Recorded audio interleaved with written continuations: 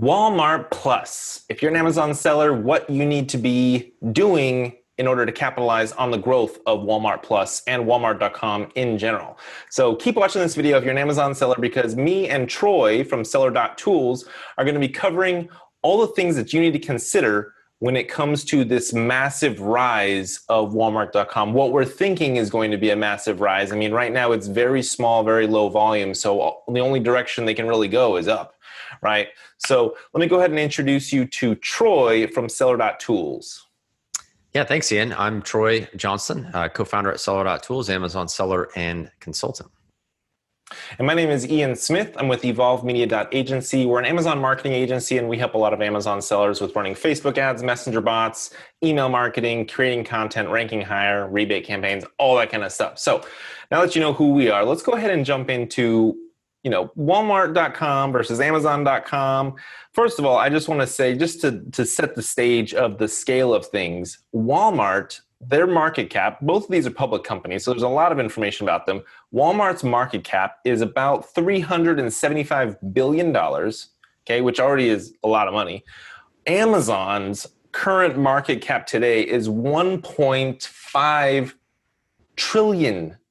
So fourth, a little over a fourth the size of Amazon is where Walmart is currently sitting at. So I like to think of it as like a David versus Goliath story, but Walmart is now trying to make their way in on Amazon's territory.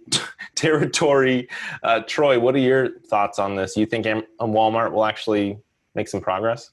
Yeah, we'll see. It is, as we were talking about before we hopped on, we were talking about this David and Goliath story. We know Walmart has tried to make some headway really directly competing with Amazon, the acquisition of Jet, and we've seen how that has kind of panned out over time.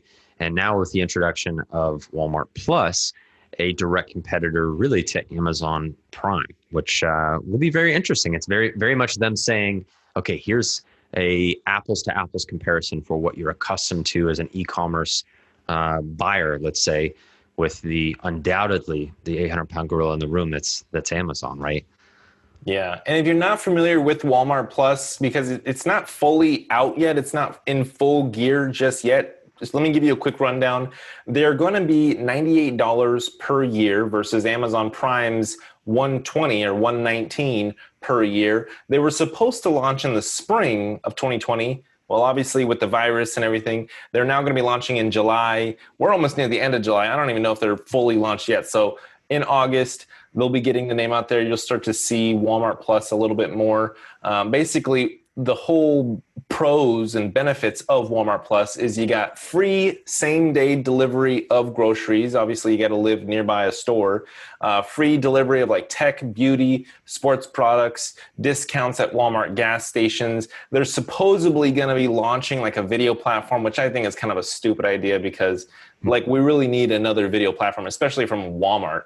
But so that is a quick rundown on the benefits. Now, Walmart bought Jet.com for like $3.3 billion in 2016, and they ended up closing it because they just couldn't make it work for them. So when I think of Walmart, obviously everybody's thinking retail company, but I think of kind of like a slow-moving, gigantic ship that's kind of stuck in the past. So if they can pull like a Blockbuster type move, or like actually not like a Blockbuster, the opposite of what Blockbuster did, and come and pivot their entire business to being, having a large online presence. If they can't pull this off, then they may find themselves in a Blockbuster situation.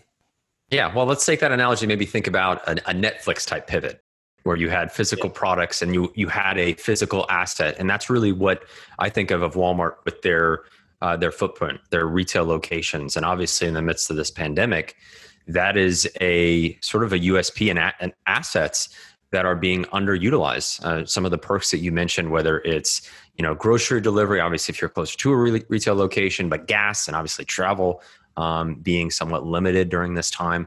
So that is a little bit where if you view things optimistically for Walmart, what they're sitting on are assets being underutilized. And this is what we see Amazon sort of going the other direction as they start acquiring the Whole Foods and they substantiate their physical footprint. They're sort of validating what Walmart has done.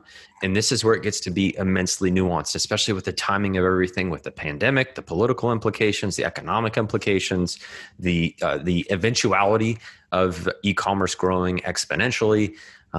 It will be really interesting to see. So we have that consideration for Walmart, and then with Walmart Plus, really seeing how that does compete. And I think what I would really be interesting from a Walmart perspective is the strategic partners they may already have at arm's length that they could leverage for, streaming options, as you mentioned, Ian, where, original content from Walmart, don't really see that taking place, or, you can't really find anything to that nature. But looking at the growth of Disney Plus, is there ways that they can align with other strategic partners where that scale may be possible much quicker versus them looking at a longer game there.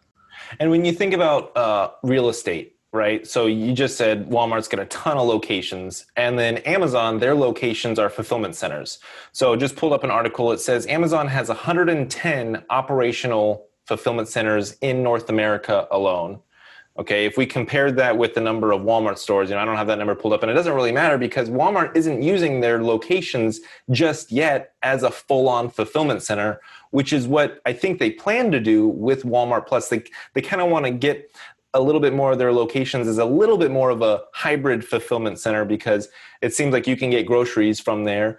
It seems like you could probably get tech and other products delivered from their local Walmart store. So they definitely have an underutilized asset. And I think the more that they convert their retail locations into fulfillment centers for groceries and for other things, they're definitely creating a whole nother business model on top of their current retail space. But I think that's what's going to really ensure that they succeed at this. And Amazon is putting a ton of money into their fulfillment centers. They actually plan to open another 33 fulfillment centers. I don't know if this is around the world or just in the US, but 33 within this year alone of 2020.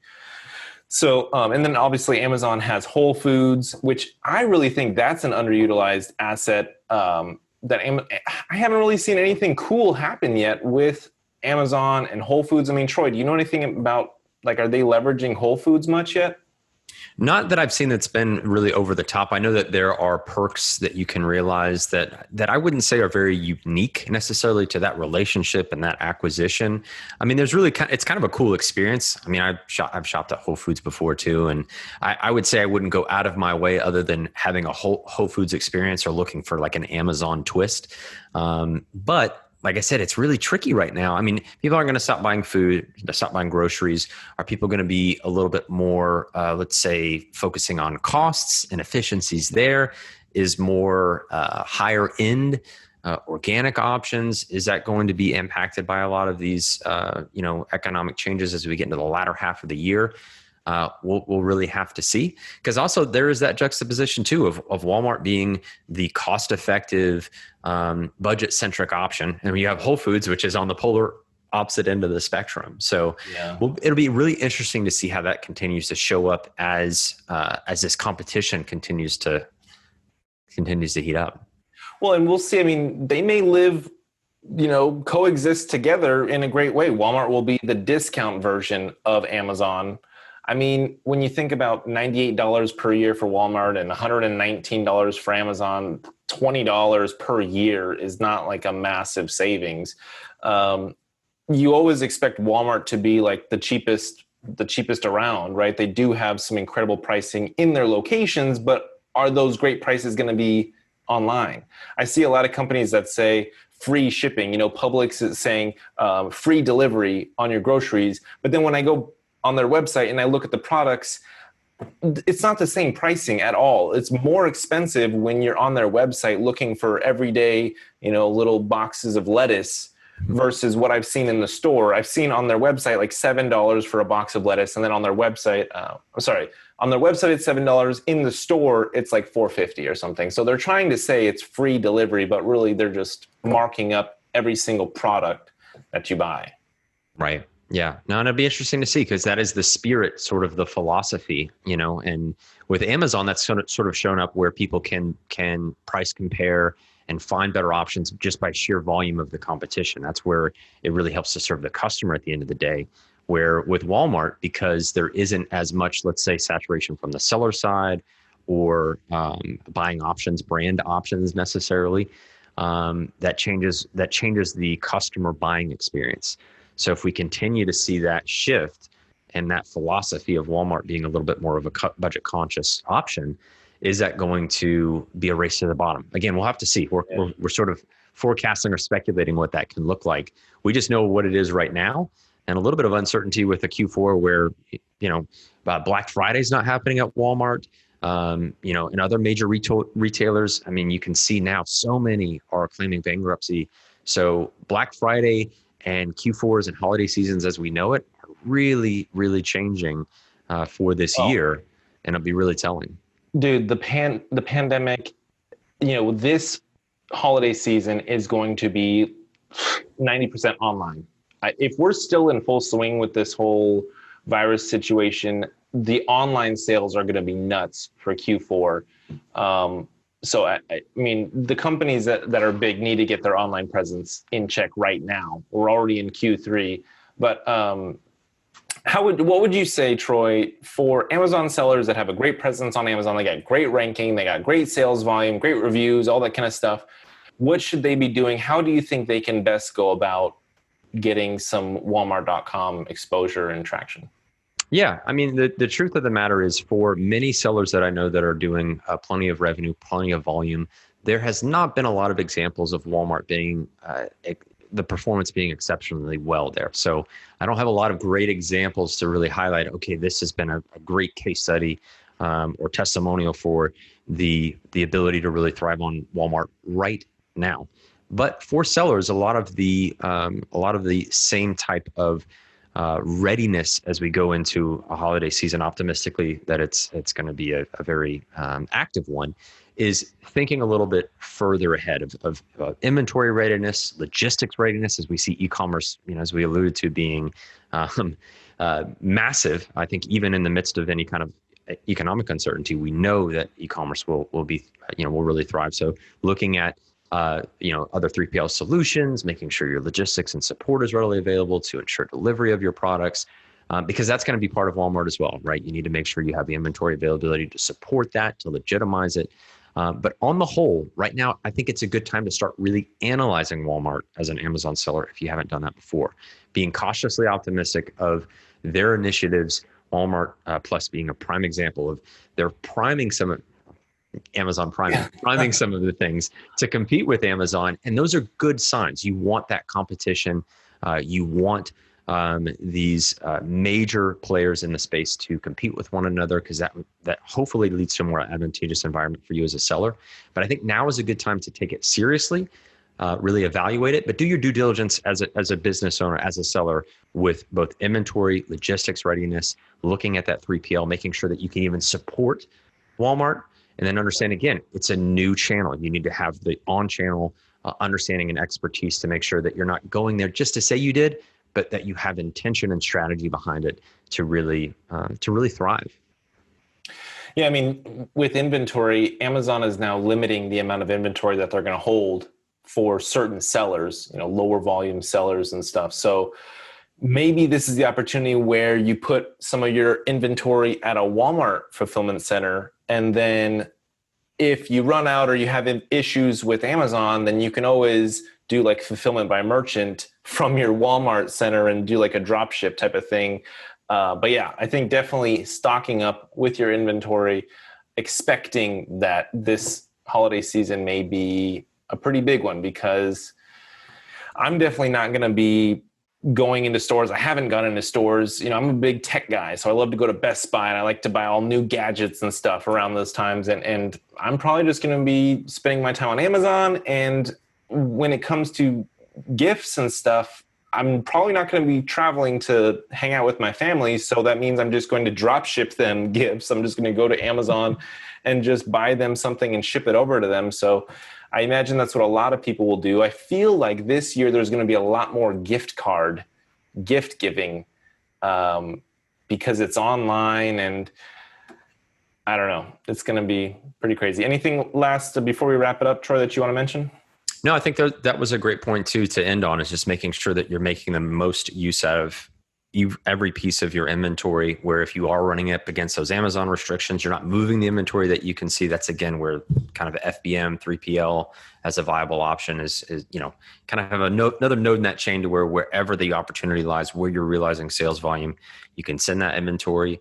But hopefully, get ready for a successful, end of the year, and Walmart becomes a great option for you as a seller. Definitely. Well, thanks so much to Troy with Seller.tools for jumping on this. Again, my name is Ian Smith with EvolveMedia.agency. If you're an Amazon seller and you're looking to run a rebate campaign and you're looking to rank higher and increase your order volume, I definitely recommend you check out Seller.tools. They get a free 14-day trial. So head over there. It's just Seller.tools. That's it. Just type that into Google. Check them out. If you're looking to run some Facebook ads for your Amazon business, get a messenger bot going, email marketing, then I'd love to chat with you. Head over to EvolveMedia.agency. That's it. Just EvolveMedia.agency to book a free internet marketing consulting call with me, and we can figure out if we're a good fit for each other. But thanks for watching this video. Click the thumbs up button if you liked it. Leave a comment below if you have any questions for either me or Troy, and we'll catch you in the next one.